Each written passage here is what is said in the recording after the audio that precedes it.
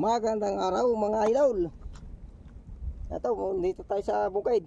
Gagawa pa tayo ng kanal. Kapalibasa ito laging binabaha.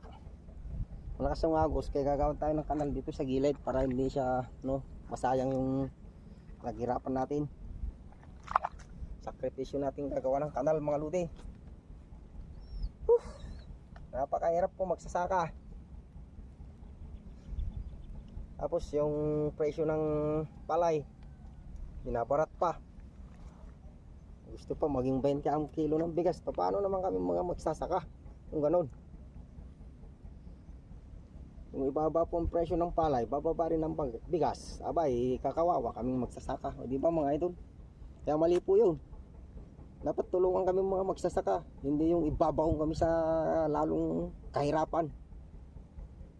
Dapat hindi bababa ang bigas.